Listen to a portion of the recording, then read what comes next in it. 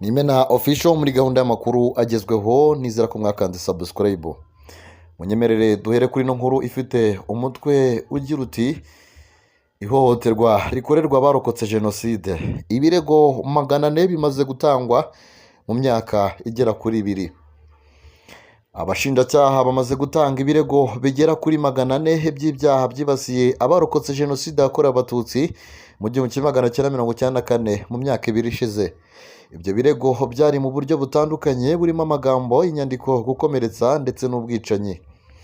Ikigo cy'igihugu gishinzwe ubushinjacyaha NPPA kivuga ko abantu barenga 430 baketsweho kubigiramo uruhare, muri bo 126 bakaba ari abagore, nk'uko iyi nkuru dukesha The New Times ibivuga. Amakuru yerekeye abakekwaho icyaha cy'ingengabitekerezo ya jenoside n'ibyaha bifitanye isano nayo yashyizwe ahagaragara na NPPA nyuma y'iyicwa rya Pauline Nduwamungu, umukecuru w'imyaka 66 warokotse jenoside yakorewe abatutsi mu 1994 mu karere ka Ngoma ku itariki ya 14 Ugushyingo. Nk'uko byatangajwe n'ikigo cy'igihugu gishinzwe ubugenzacyaha RIB, ngo umuntu ukekwaho uruhare muri ibyo bwicanyi yemeye ko yamwishe kandi yajugunye umutwe we mu musarani.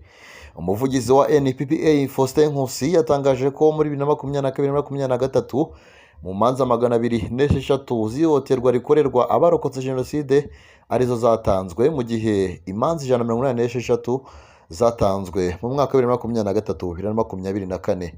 Yongeyeho ko imanza zigera ku 115 zoherejwe mu nkiko muri 2022-2023 ni 111 muri 2023-2024. Nk'uko byatangajwe n'umuvugizi wa RIB Thierry Murangira, mu myaka 4 ishize abashinzwe iperereza bakiriye ibibazo 2660 by'ingengabitekerezo ya jenoside n'ibyaha bifitanye isano nabyo, birimo abakekwa 3563. Ibitero byibasiye abarokotse jenoside byari bigize 50% by'izo manza zavuzwe hagati ya 2019 na 2023, mu gihe imanza z'ingengabitekerezo ya jenoside zagize 22%. Nyuma y'ishwa ry'abarokotse jenoside muri Ngoma, imiryango itandukanye y'abarokotse yongeye kwamagana kuba hakomeje kugaragara ingengabitekerezo ya jenoside nyuma y'imyaka 30 jenoside yakorewe abatutsi mu Rwanda mu 1994 ihagaritswe. Bitera ubwoba mu mitima y'abacitse ku icumu bamaze kwihanganira imibabaro idashoboka. Ibi byaha bigaragara mu turere nka Ngoma, Karongi, Nyaruguru na Ruhango, bangamira umutekano w'abacitse ku icumu. Ibi bikaba byavuzwe na Alphonse Mukarugema, Vice Perezida w'ishyirahamwe ry'abapfakazi ba jenoside Avega Agahozo Nduwamungu yarabereye umunyamuryango. Ati ubu ni ubutumwa kuri buri wese, ingengabitekerezo y'uburozi y'urwango ikiri mu mitima ya bamwe kandi ntituzahagarika kuyirwanya. Nimena official muri gahunda y'amakuru agezweho tujya gukomereza kuri no nkuru igira iti Tabara yivuganye ba ofisiye bakuru b'Abarundi inafata intwaro nyinshi. Ushobora kwibaza nk'inkuru iteye ite? Umutwe wa Tabara urwanya ubutegetsi bw'u Burundi wigambye kwica aba ofisiye 9 bo mu ngabo z'iki gihugu, inafata ibikoresho byinshi bya gisirikare birimo imbunda ndetse n'amasasu. Umutwe mu itangazo wasohoye kuwa mbere tariki ya 25 Ugushyingo wavuze ko wiciye bariya basirikare mu gitero iheruka kugaba mu ngabo z'u Burundi.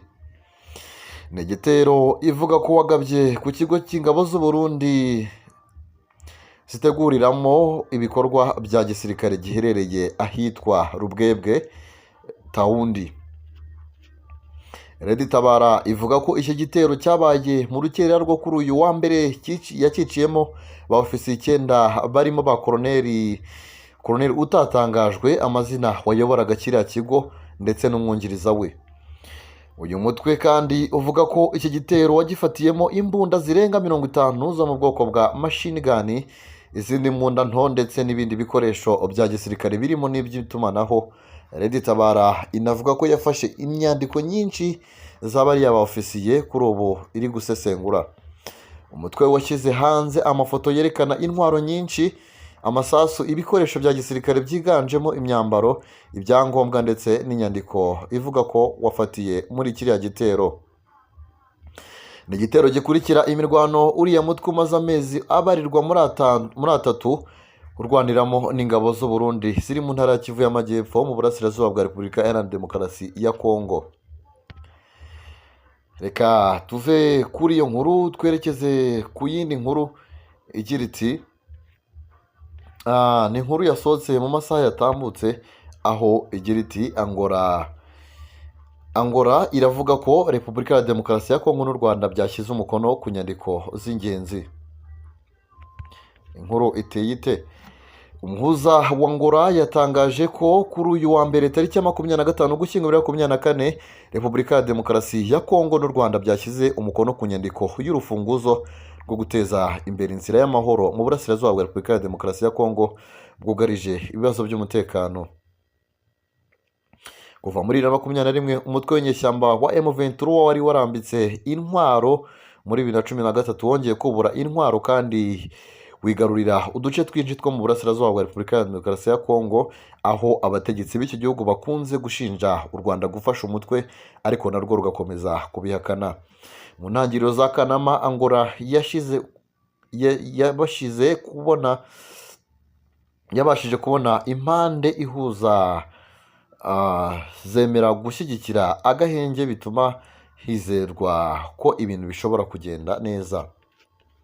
Ariko kuva mu mpera z'Ukwakira M23 ivuga ko itigeze itumirwa muri ibyo biganiro, yakomeje guhangana n'ibitero by'igisirikare cya Kongo n'inyeshyamba za Zalendo zashinje gutera ibindiro byayo, bikaba ngombwa ko yirwanaho.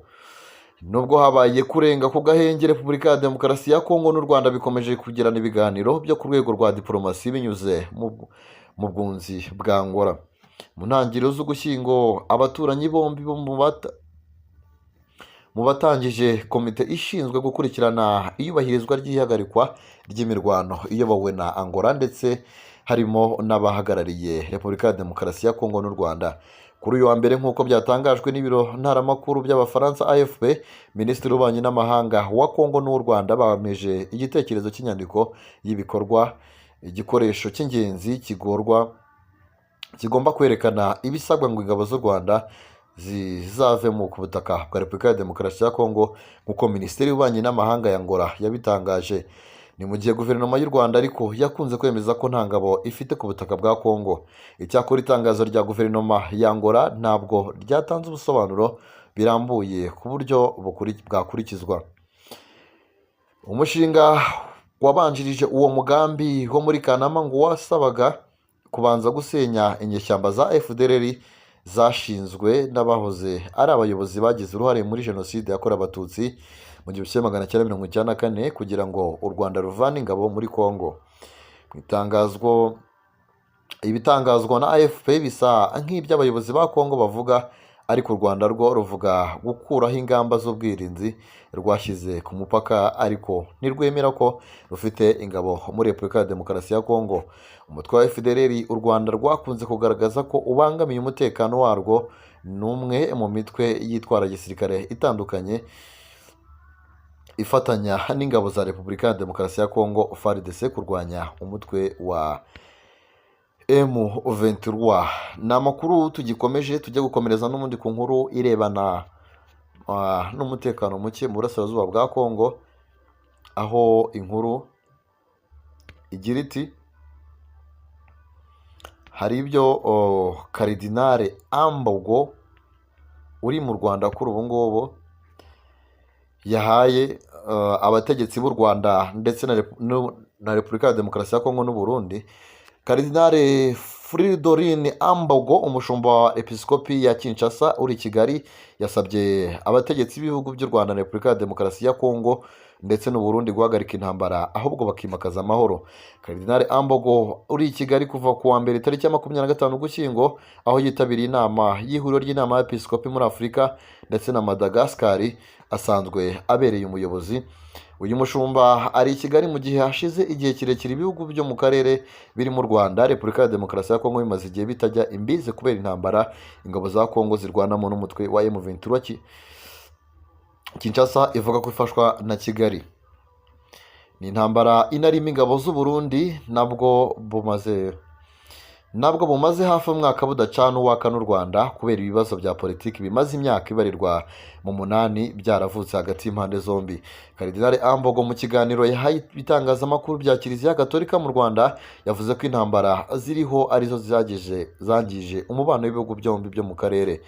Yagize ati murabizi Afurika ni umugabane ukomeje kugaragaraho intambara nyinshi by'umwihariko mu karere k'ibiyaga bigari ahari intambara yangisha umubano hagati ya leta zigize ibihugu byo mu biyaga bigari. Karidinali Ambogo yakomeje avuga ko nubwo za leta zidacana uwaka muri aka karere, Kiliziya ihamya ko abaturage b'ibihugu nta kibazo bafitanye. Ati ushobora kuva mu Rwanda ukajya mu Burundi ukajya muri Kongo ukibonera uko hagati y'abaturage nta makimbirane bafitanye. Uyu mushumba agendeye kuri uyu mubano mu izina rya Kiliziya yasabye abayobozi b'ibihugu byo mu karere guhagarika intambara bakimakaza inzira y'umubano n'amahoro. Ati twebwe nk'abashumba ubutumwa twifuza gutanga ni uko abaturage b'ibihugu uko ari bitatu bakeneye amahoro, tukaba dusaba abayobozi kubaka amahoro arambye kugira ngo abaturage bagire amahoro kandi bikorere imirimo yabo nta kabuza. Ambogo yavuze ko ubu butumwa Kiliziya itanga yizera ko umunsi umwe bizagira umusaruro, nubwo muri iki gihe bamwe mu bayobozi bagaragara ko batiteguye kubuha agaciro. Yunzemo ati Kiliziya nta bubasha ifite bwo gukemura ibibazo bya politike ibihugu bifitanye, icyakora ifite ubutumwa bwo guhanura. Kiliziya igerageza kubwira abategetsi b'ibihugu, ariko ikigaragara ni uko batabwumva. Mbese nk'uko byagendekeye umuhanuzi Izayi, tumeze nk'ababiba mu butayu, gusa dukomeza kugira icyizere ko ingemwe Kiliziya irimo kubiba muri iki gihe umunsi umwe zizatanga umusaruro. Nahangaha dusoreje amakuru twari twabateguriye, nizera ko yamaje kuba abagendekera neza. Mukande subscribe hanyuma tujye tubana mu biganiro tugenda dushyiraho buri munsi by'umwihariko biganiro bigaruka ku makuru abagezweho mu Rwanda ndetse no mu karere u Rwanda ruherereyemo. Mugubwe neza cyane, bye.